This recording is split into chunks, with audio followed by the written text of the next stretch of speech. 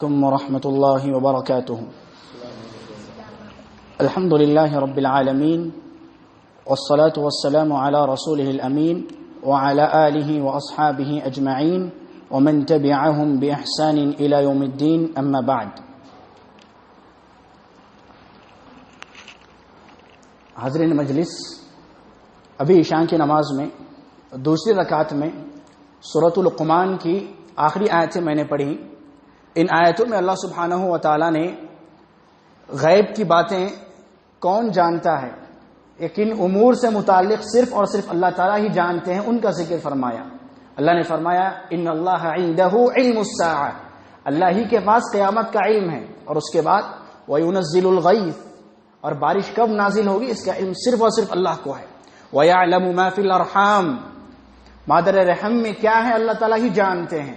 وَمَا تَدْرِي نَفْسٌ مَاذَا تَكْسِبُ غَدًا، جتنا کماؤ گے کتنا کماؤ گے اور کہاں انتقال کرو گے، ان تمام چیزوں کا علم صرف اور صرف اللہ تعالیٰ ہی کو ہے. اللہ نے سورۃ لقمان کے اس آیت میں واضح فرما دیا. اب اس میں سے جو دوسری بات ہے وَيُنَزِّلُ الْغَيْثَ، کہ اللہ تعالیٰ بارش کب نازل کرتے ہیں، اس کا علم صرف اور صرف اللہ تعالیٰ کو ہے. ابھی جن دنوں سے ہم گزر رہے ہیں، خصوصاً ہمارے صوبے میں کثرت سے بارشوں کی وجہ سے کافی لوگ متاثر ہوئے ہیں. اب بارش سے متعلق گزشتہ چند دنوں قبل اسی مسجد میں استاد محترم نے خطبہ بھی دیا. بارش سے متعلق کافی چیزیں آپ جانتے ہیں، مگر جس حالت میں ابھی ہم جس صوبے میں رہتے ہیں، کرناٹک میں، شہر بنگلور ہی کی بات اگر کریں تو جس تیزی سے بارش ہوئی ہے، جتنا نقصان لوگوں کا ہوا ہے، اب اس ہنگامی صورت میں ہم بحیثیت مسلمان کیا رول ہم ادا کر سکتے ہیں. سب سے پہلے اور بنیادی بات یاد رکھیں کہ بارش یہ اللہ تعالیٰ کی رحمت ہے، اور اسی وجہ سے جب بارش نازل ہونے کے بعد جو ہمیں دعا سکھائی گئی مطرنا بفضل اللہ وبرحمتہ، کہ اللہ کے فضل سے، اللہ کی رحمت سے بارش اللہ سبحانہ و تعالی نے نازل فرمائی ہے. اللہ کے فضل سے، اس کی رحمت سے بارش نازل ہوتی ہے. اور یاد رکھیں یہ بارش اسی وقت ہمارے لیے رحمت کا باعث رہے گی جب یہ مناسب مقدار میں نازل ہو. جب یہ اپنی مقدار سے کم میں نازل ہوگی تو فائدہ ہم بارش سے حاصل نہیں کر سکتے، اناج وغیرہ زمین سے نہیں اگیں گے. اور یہی بارش اگر مقدار سے زیادہ نازل ہو جائے تو ہمارے لیے باعث عذاب بن جاتی ہے. آپ نے وہ حدیث سنی ہوگی کہ ایک اعرابی مسجد میں داخل ہوئے، نبی صلی اللہ علیہ وسلم خطبہ دے رہے تھے، بارش سے متعلق نہ ہونے کی شکایت کی. نبی نے ہاتھ اٹھا کر دعا کی، اللہ سبحانہ و تعالی نے فوری بارش نازل کی.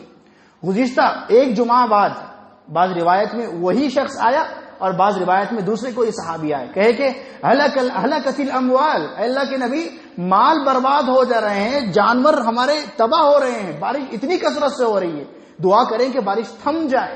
نبی نے پھر خطبے ہی کے دوران دعا کی تو بارش تھم گئی. یہ اللہ سبحانہ و تعالیٰ کی مرضی ہے. اللہ جتنی بارش جس جگہ میں نازل کرنا چاہے نازل کرتے ہیں. اور یاد رکھیں ہم انسان اتنے گناہ کرتے ہیں کہ اگر ہماری گناہ دیکھے جائیں تو یہ بارش کا ایک بوند بھی زمین میں نازل نہیں ہوگا.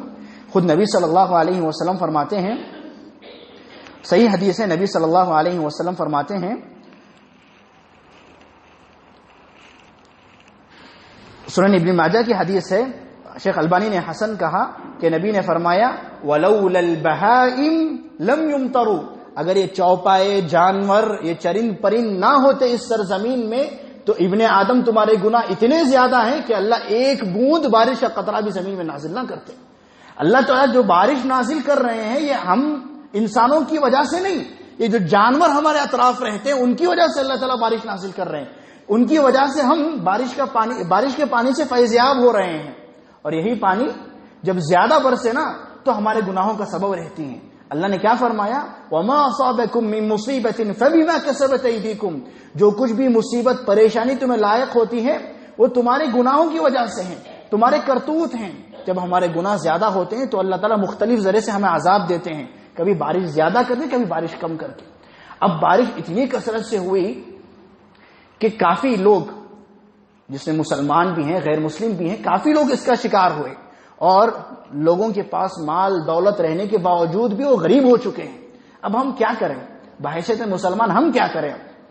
نبی صلی اللہ علیہ وسلم نے کئی ایک امور میں ہمیں سکھایا، ہمیں بتلایا کہ ہماری زندگی عام رفتار میں چلتی ہے، سب لوگوں کی عام رفتار میں، لیکن بعض ہنگامی صورت رہتی ہے، ایمرجنسی صورت رہتی ہے، وہاں ہمیں قدم آگے بڑھانا چاہیے۔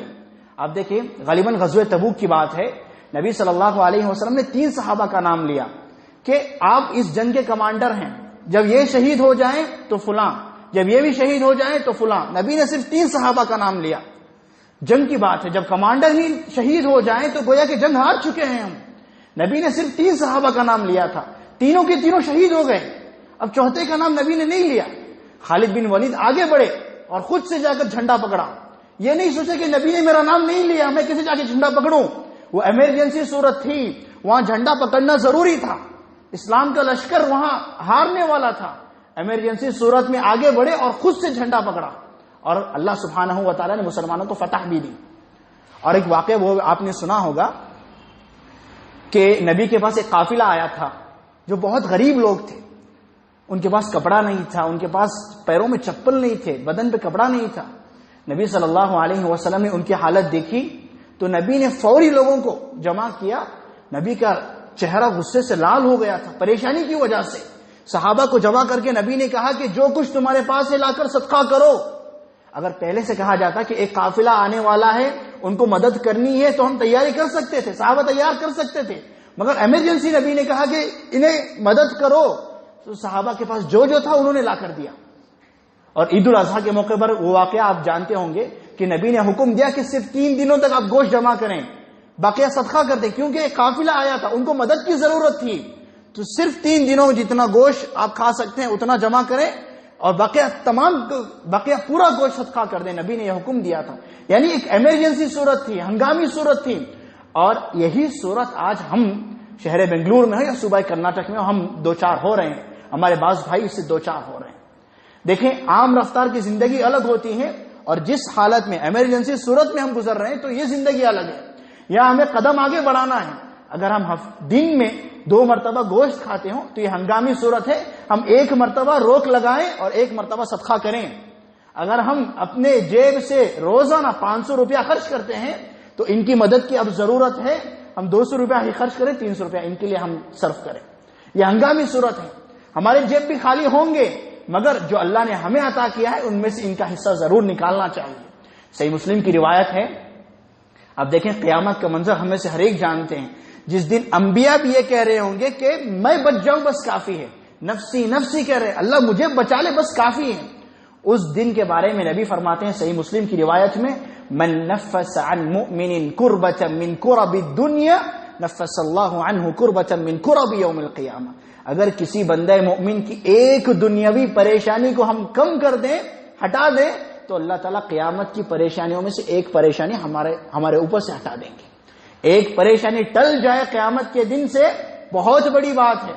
دنیا کی پریشانی جیسے نہیں ہوگی وہ پریشانی، جس دن ہر انسان یہ چاہ رہا ہوگا کہ میرے والدین جہنم میں چلے جائیں، میری بیوی، میرے بچے، میرے رشتہ دار، عزیز و اقارب کہیں بھی جائیں، بس میں بچ جاؤں۔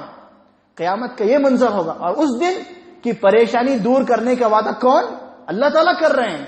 کتنی بڑی بات ہے، آج ہم یہاں انویسٹ کر کے اس کا پھل قیامت میں پا سکتے ہیں۔ اور اسی حدیث میں نبی نے آگے فرمایا صحیح مسلم کی روایت میں، واللہ فی عون العبد ما کان العبد فی عون اخیہ، اللہ سبحانہ و تعالی بندے کی مدد میں مسلسل لگاتار لگے رہتے ہیں جب تک ایک بندہ دوسرے بندے کی مدد کرتا رہتا ہے۔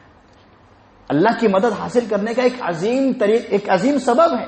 یا یہ سمجھ لیجئے بعض لوگ جو اس مصیبت سے دوچار ہوئے ان کے لیے آزمائش، جہاں ان کے لیے آزمائش ہے وہیں پر ہم لوگوں کے لیے بھی آزمائش ہے، جن کو اللہ نے صحیح سالم رکھا، بارش کی ان آفتوں سے بچا کر رکھا، کہ اللہ دیکھنا چاہتے ہیں کہ ہم ان لوگوں کی مدد کس طرح کرتے ہیں، اپنے جیب سے پیسہ نکال کر کتنا خرچ کرتے ہیں، جو کچھ ہمارے پاس ہے اس میں سے کتنا ہم دیتے ہیں۔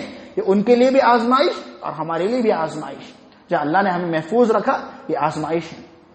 اور ایک حدیث میں آپ کو سناتا ہوں، غالباً سنا ابی داؤد کی روایت ہے، شیخ البانی نے صحیح کہا کہ نبی صلی اللہ علیہ وسلم فرماتے ہیں کہ وَلَأَنْ أَمْشِي مَعَ أَخِي الْمُسْلِمِ فِي حَاجَةٍ، مجھے یہ پسند ہے کہ میں ایک مسلمان کی مدد کرنے کے لیے، اس کی پریشانی کو دور کرنے کے لیے اس کے ساتھ چند قدم چل کر جاؤں، اس کی مدد کروں، احب الی من ان اعتکف فی المسجد شہرا سبحان اللہ. نبی فرماتے ہیں ایک مہینہ اعتکاف کرنے سے زیادہ ثواب اس میں ہے کہ ہم ایک مسلمان کی مدد کر دیں. اور اعتکاف مسجد میں نہیں، مسجد نبوی میں اعتکاف کرنے کا ثواب. سبحان اللہ. اب اندازہ لگائیں مسجد نبوی میں انسان اعتکاف کرے گا تو کتنا عظیم اجر ہو پائے گا. نبی فرماتے ہیں اس سے کہیں گنا زیادہ محبوب، اس سے کہیں گنا پسند زیادہ مجھے یہ ہے کہ میں ایک بھائی کی، ایک مسلمان کی، ایک انسان کی مدد کروں. سبحان اللہ. ابھی ان حالات میں اللہ نے ہمیں محفوظ رکھا ہے. سب سے پہلے ہم اللہ کا شکر ادا کریں اور اس نعمت کی بقا کے لیے اللہ سے دعائیں کرتے رہیں کہ اللہ سبحانہ و تعالی ہمیں عافیت کے ساتھ، امن کے ساتھ، اور جو بھی مصیبتیں بلائیں ہیں اللہ ہمیں محفوظ رکھے. اور جو بھائی ہمارے اس میں مبتلا ہوئے ہیں، اس کا شکار ہوئے ہیں، اس سے دوچار ہوئے ہیں، ہمارا یہ فرض ہے، واجب ہے ہم پر، ہم اپنی استطاعت کے مطابق ان کی مدد کریں، چاہے کپڑے کے ذریعے، پیسے کے ذریعے، جتنی بھی. ہم جانتے ہیں سوشل میڈیا پہ ہم نے دیکھا ان کو ہر چیز کی ضرورت ہے. ان کے پاس پیسہ تھا، راتوں رات وہ غریب ہو چکے ہیں. جتنی نعمتیں اللہ نے ان کو دی تھی اللہ نے پل بھر میں چھین لی. اور ایسا نہیں کہ اللہ تعالیٰ ہم سے نہیں چھین پائیں گے. اللہ کا صرف کن کہ ہو جائے تو اللہ ہم سے بھی چھین لیں گے.